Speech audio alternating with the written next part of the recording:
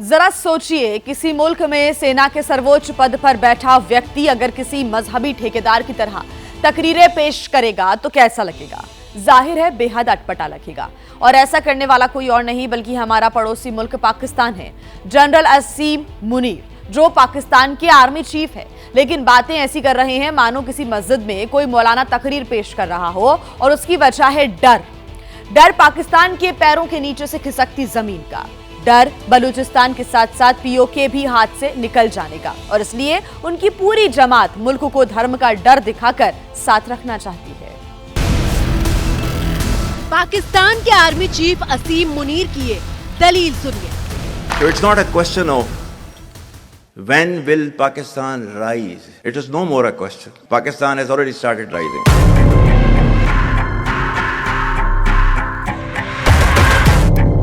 और अब पाकिस्तान का ये काला सच देखिए, जहां रोटी के निवाले के लिए भी लोग तरस जाते हैं। वक्त और हालात ऐसे हो गए कि काम 2 टके का नहीं है, मजदूर बंदा क्या करे। तभी तो धक्के खा रहे हैं इस मुफ्त आटे के नहीं हम लोग। वाह रे आर्मी चीफ, आपके मुल्क का सच तो पूरी दुनिया जानती है, लेकिन अपनी ही महफिल में अपनी ही वाहवाही लूटने का बड़ा सस्ता तरीका ढूंढा है आपने। We are two nations. We are not one nation. So because of that, our forefathers, they struggled, mounted that incessant struggle to create this country. And we have sacrificed a lot for the creation of this country. And we know how to defend it. असीम मुनीर के तन पर पाकिस्तानी सेना की वर्दी थी, लेकिन उनकी जुबान से निकलने वाला एक एक शब्द किसी मौलाना के जैसा था। आज तक इंसानियत की तारीख में सिर्फ 2 रियासतें हैं जो कलमे की बुनियाद पर बनी हैं। पहली जो थी उसका नाम है रियासत तैयबा, क्योंकि तैयबा जो है वो नबी करीम सल्लल्लाहु अलैहि वसल्लम ने उसको नाम दिया था। और जबकि कुरान में उसका नाम है यसरब, या अहले यसरबा ला मुकाम लकुम फरजिउ, ये कुरान में नाम है उसका, जो आज जिसको मदीना अल मुनव्वरा कहा जाता है। और दूसरी रियासत जो है वो उसके 1300 साल के बाद अल्लाह ताला ने ये आपकी बनाई है, कलमे की बुनियाद के ऊपर। पाकिस्तान के आर्मी चीफ मंच पर पहुंचकर मौलाना मुनीर आखिर क्यों बन गए, वो समझिए। बुधवार को इस्लामाबाद में ओवरसीज पाकिस्तानी कन्वेंशन 2025 का आयोजन किया गया था, जहां दुनिया के कोने कोने में रहने वाले पाकिस्तानियों से लेकर प्रधानमंत्री शहबाज शरीफ तक मौजूद थे।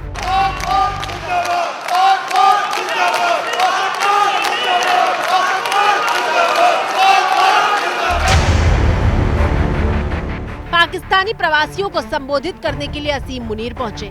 मुनीर का मकसद पाकिस्तान की तारीफ में कसीदे पढ़ना था, लेकिन बातों ही बातों में उनके मन में बैठा बलूचिस्तान से लेकर भारतीय सेना का खौफ जुबान पर आ गया। You think terrorists, they can take away the destiny of the country from us?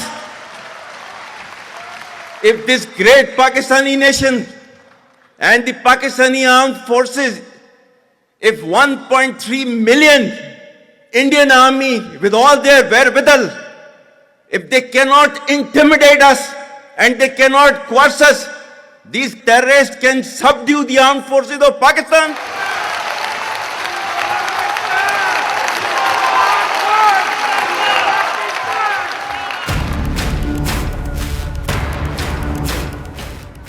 असीम मुनीर, किस गफलत में हैं आप? सेना के बल पर ही पीओके को छीनना होता तो कब का छीन चुके होते। इंतजार तो सही तरीके और बस सही वक्त का है। अभी भी समय है। आप पाक अधिकृत कश्मीर जो भारत का है उसको या तो चुपचाप सौंप दीजिए, नहीं तो समय पे कैसे लेना है। एक अंतर्राष्ट्रीय कानून है, उसमें सब कुछ हम रख रहे हैं और हमारी जमीन पाक ऑक्युपाइड कश्मीर हम ले करके रहेंगे। पाकिस्तान का जनरल आसिफ मुनीर थर थर कांप रहा है। भारत की सेना, भारत की पैरामिलिट्री फोर्स से वो डर रहा है। और अब पाकिस्तान संभल नहीं रहा है, बलूचिस्तान संभल नहीं रहा, तो वो 2 नेशन थ्योरी को याद दिला रहा है। भारत के अंदर सीखना चाहिए पाकिस्तानियों को कि हिंदू और मुसलमान सबका साथ, सबका विकास, सबके विश्वास, सर्वधर्म समभाव के साथ रहते हैं। पाकिस्तान उस दिन से खौफ में है जिस दिन देश के गृह मंत्री अमित शाह ने पीओके को लेकर संसद में ये बयान दिया था। इसलिए एग्रेसिव हूँ कि जम्मू एंड कश्मीर के पीएको को आप भारत का हिस्सा नहीं मानते हो क्या? एग्रेसिव ना हो, जान दे देंगे इसके लिए। क्या बात कर रहे हो आप? एग्रेसिव होने की क्या बात कर रहे हो? जान दे देंगे इसके लिए।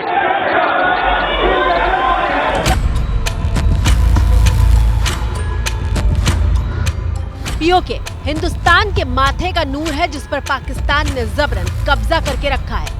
एक न एक दिन पीओके की जमीन पर तिरंगा जरूर लहराएगा।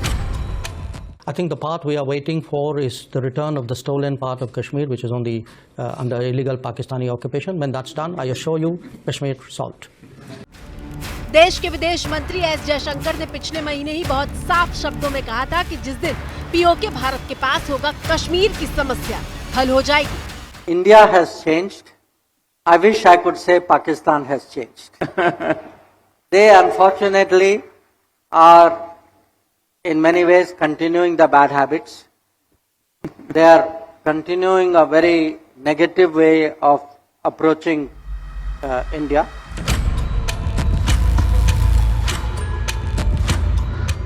लेकिन असीम मुनीर को जब हाथ से पीओके निकलता हुआ दिख रहा है तो वो कश्मीर का राग अलापने लगे। Our stance, government stance on Kashmir is absolutely clear. It was our jugular vein. It is our jugular vein. We will not forget it. And we will not leave our Kashmiri brethren in their heroic struggle. सुन लीजिए मुनीर साहब, आप जिस कश्मीर को गले की नस बता रहे हैं वो हिंदुस्तान का था और हमेशा रहेगा। How can anything foreign be in there in a jugular vein? It is this is a union territory of India. Its only relationship with Pakistan is the vacation of illegally occupied territories by that country. So this is my response to your question. असीम मुनीर, आप झूठ का पहाड़ा इसलिए पढ़ रहे हैं क्योंकि जम्मू कश्मीर से सामने आ रही इन तस्वीरों को आप बर्दाश्त नहीं कर पा रहे, जहां आतंकवादी गतिविधियों में कमी आने के साथ साथ G20 जैसी बैठकों का आयोजन हो रहा है। आयोजन में जम्मू कश्मीर को वैश्विक मंच पर स्थापित किया, जो जम्मू कश्मीर में पर्यटन और विकास की बढ़ती रफ्तार में एक मील का पत्थर साबित में रैलियां निकाली जा रही हैं।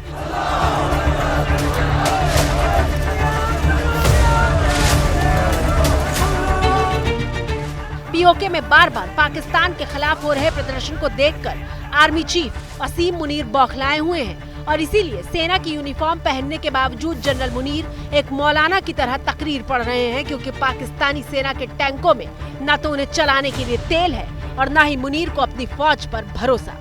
डर मुझे लगता है वाजिब है, क्योंकि जनता जो है काम के बिना अब नहीं मानेगी। आप कब तक इस्लामोफोबिया करेंगे? कब तक आप धर्म के नाम पे जनता को बेवकूफ बनाएंगे? पेट भरने के लिए रोटी चाहिए, कपड़ा चाहिए, मकान चाहिए, क्या आपको देने की हिम्मत है आप में? पूरे पाकिस्तान में आप तो सिर्फ पीओ की बात कर रहे हैं। बलूचिस्तान देखिए, सिंध देखिए, हर जगह पे पाकिस्तान आर्मी के ऊपर जिस प्रकार से जनता का आक्रोश है कि कहीं ना कहीं आवाज कुचलने की जो उनकी प्रक्रिया रही है, तो मुझे लगता है कि पाकिस्तान की जनता भी समझ चुकी है कि अब उनकी बेहतरी उनके साथ में नहीं है। तो मुझे लगता है कि तो शुरुआत है। एक आर्मी चीफ को इस माफ़ी की बात करना जो है शोभा नहीं देता। उनके देश का मोरल और मोटिवेशन बिल्कुल गिरा हुआ है। बजाय उनके मोरल और मोटिवेशन को उठाने के बदले वो इस माफ़ी का भाषण दे रहे हैं, जिससे उनकी मानसिकता और डूब जाएगी, उनकी निराशा और हो जाएगी और उनमें किसी प्रकार का कोई होप नजर नहीं